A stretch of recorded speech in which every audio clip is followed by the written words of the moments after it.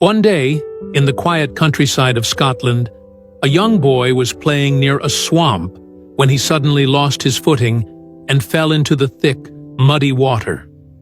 The more he struggled, the deeper he sank. Terrified, he screamed for help, his cries echoing across the open fields. A poor farmer named Fleming was working nearby when he heard the desperate cries. Without a second thought, he dropped his tools and ran toward the sound. As he reached the edge of the swamp, he saw the child flailing, barely able to keep his head above the water. Thinking quickly, Fleming grabbed a long, sturdy branch, waded into the muddy ground, and stretched it toward the boy. With great effort, and at the risk of his own life, he managed to pull the child to safety. Exhausted but relieved, he helped the boy to his feet and sent him home. The next day, a luxurious car stopped in front of Fleming's modest hut. A wealthy man stepped out, approached the farmer and said, "I am the father of the child you saved yesterday.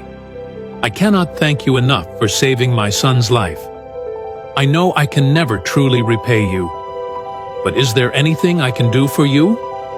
The farmer, touched by the man's gratitude, replied, "I appreciate your kindness, but I cannot accept money for something I did out of humanity." At that moment, the farmer's young son appeared at the door of the hut. Seeing the boy and noticing the humble conditions in which the farmer lived, the wealthy man had an idea. He said, "If you won't accept money, then let me offer something else.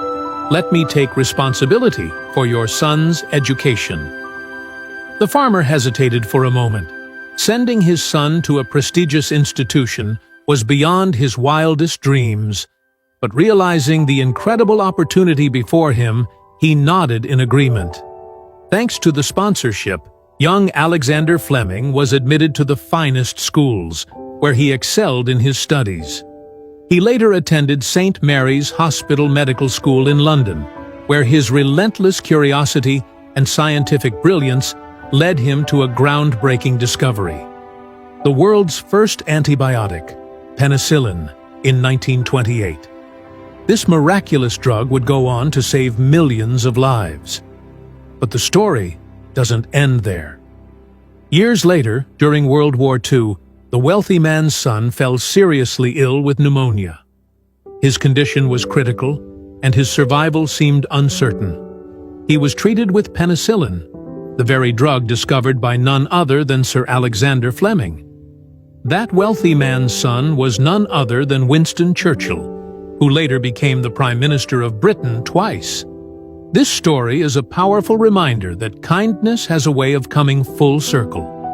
A selfless act, done without expectation of reward, can return in ways one could never imagine. Do good for others, not for recognition, but because it is the right thing to do.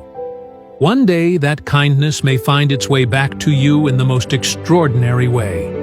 If you believe that good deeds always come back in some way, then comment, "Karma is real," and share this story with your friends. Stay blessed.